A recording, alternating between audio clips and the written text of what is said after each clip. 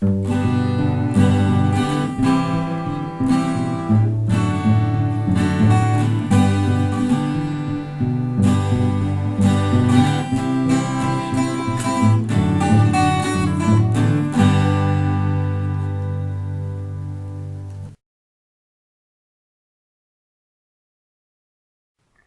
my fellow leprechaunists. It's nice to see you all again.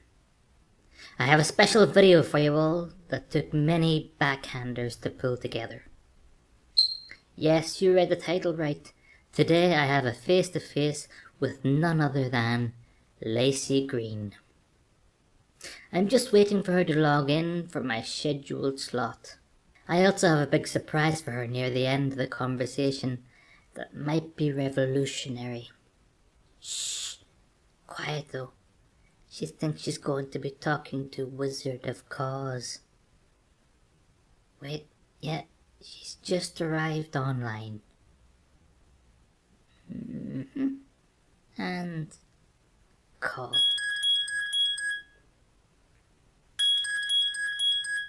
Hello, Laci. Welcome to the Ludicrous Leprechaun channel. Well, this'll be a nightmare. Nice to see you too. So Laci, you said you wanted to discuss your thoughts on gender. Just so we have a common place to try start a brief chat, can you give some official definition of gender? The American Psychological Association defines gender as the attitudes, feelings, and behaviors that a given culture associates with a person's biological sex. And this is the definition that is, widely used by experts. But when you look at the definition, it's kind of broad and subjective. Attitudes, feelings, behaviors, what does that even mean? Yes, I agree. That's a fuzzy definition to say the least. Can you give me your thoughts on how gender is defined? Gender sometimes refers to sex. How many genders? Basically 2. Gender sometimes refers to society's gender roles. How many? Basically 2. Gender sometimes refers to someone's outward gender expression. How many? Potentially infinite. Gender sometimes refers to individual gender identities. How many? Potentially infinite. And gender sometimes refers to labels and pronouns. It's language. How many? Again, potentially infinite. Ah, hang on. I think I spotted your problem there. You're trying to discuss the exact same word, but you're defining it in diametrically opposing ways. How are we all looking at the same thing, at gender, and coming to such wildly different conclusions about it? That's the question, right? Do you play poker, Laci? I'm going to raise the stakes here a little. I see your 5 definitions from 5 sources that are very diverse in their meaning, but I am willing to raise you 3 very different sources that all give pretty much the same definition of gender. Which of these scenarios would equate to a stronger case as a definitive answer? Also, this will please the feminists, as these definitions came from 3 variants of their holy book. Yes, I looked up 3 different dictionaries, and what I found adds a bit of a twist to the whole culture war debate. Behold.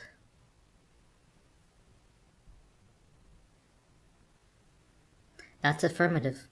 You're reading these definitions correctly. Primarily, gender was a term specifically linked to grammar and not politics.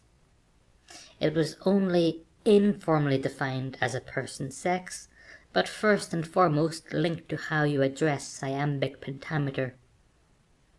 That threw me for a loop too.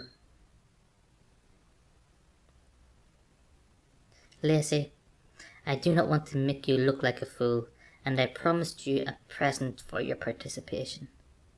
This gift might be something that could prevent many casualties in the culture war, and I am happy to pass it on. So that this gift is understood, I will first ask you a simple rhetorical question.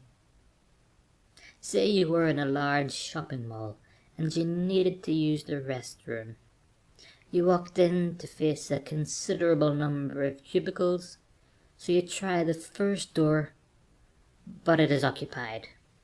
Will you just hammer down the door of that cubicle and force your way in, thus invading the privacy of another customer? Or would you walk to the next available free cubicle? This same parallel applies to language.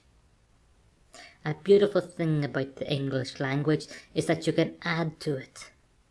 So here is my solution and gift. Instead of fighting a pointless war, why not let the anti-feminist group, as you have termed them, personally I like to think of them as the majority of the population, retain the word gender as its common term relating to the binary. In exchange, the ones who feel they are otherkin can have the word Garngrom. You can invent as many Garngrom as your heart desires. In fact, you can even allow people to have multiple Garngrom if it pleases them. This will also have the added benefit of protecting people like Professor Jordan Peterson, who can then not be accused of misgendering someone or using the wrong gender pronoun, as Garngrom won't be covered under the Canadian legislation anymore. Think about it. Garngroms can satisfy these liberal feminists, as you have labelled them, and reduce tensions all round. Why? I'm open to other perspectives. I'm open to changing my mind on this stuff. I have before, but I need strong arguments. I hope you accept this gift in the spirit in which it was given. One last thought I want to leave you with, though. Why, oh why, oh why, is definitely not even a Garngrom.